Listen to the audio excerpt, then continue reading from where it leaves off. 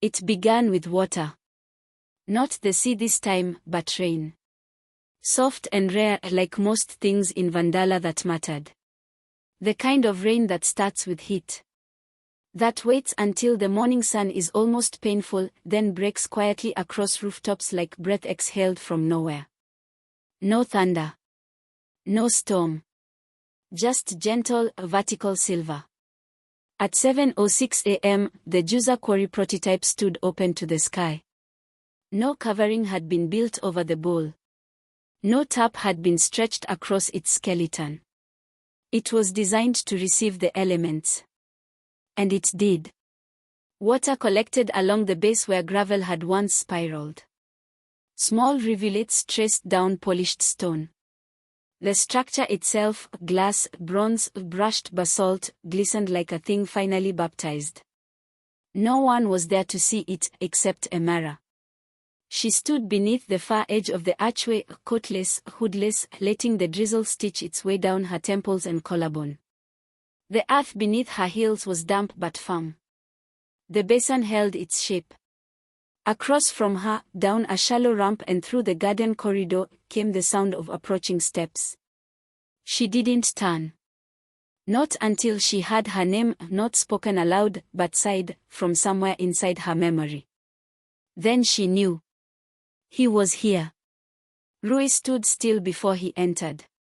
He looked at her first. Not at the basin. Not at the structure.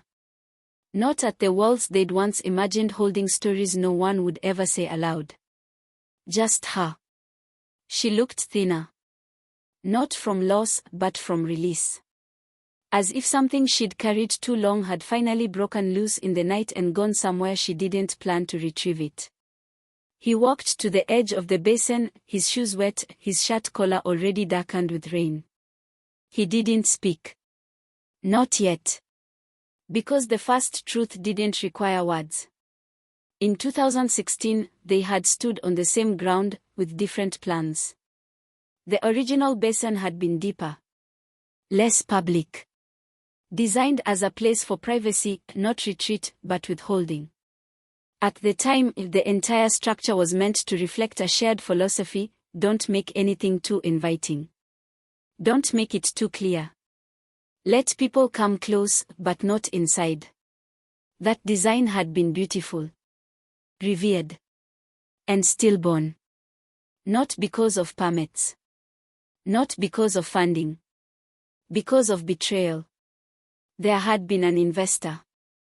A private backer who had seen the renderings and offered far too much, far too soon. He had no understanding of the design's intention. No patience. No respect for the silence inside the space. Emera had refused him. Ruye had accepted him. Not for profit. Not out of greed. But because Ruye, at the time, had believed compromise was the price of realism. He hadn't told her. Not until the new investor showed up at the launch event with his own brand architect and a scaled-down version of the basin repurposed for water features and commercial utility. Emera had walked out. Quietly. No confrontation. No press. Just one day present, and the next, gone. The project was never completed. And neither were they. Until now. He looked across the basin at her, rain softening the angles of his face. His hair was wet. His jaw unshaven. But his eyes held no defense. When he spoke, it was not with apology. It was with grief. Naked and long delayed.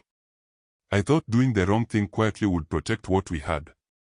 I didn't realize that doing anything quietly, especially to you, was the thing itself. Emera didn't flinch. Didn't nod. But she didn't walk away. She stepped down into the shallow basin. Slowly, heels deliberate against stone. He followed. At the center, the gravel was gone, but the spiral had re-emerged, faintly, where the rain had pulled into soft rings. She looked at the shape below them, and then at him. I built this to carry weight. To hold memory. I thought we failed because we abandoned the design. But maybe it failed because we never allowed it to feel. Ruye stepped closer, no space left for metaphor. His voice, when it came again, was quieter than the rain. Then let it start here. They stood inside what had once been a blueprint for silence. And now, finally, Kit listened. He reached out and touched her hand. Not rushed. Not desperate. Just true. And she didn't pull away.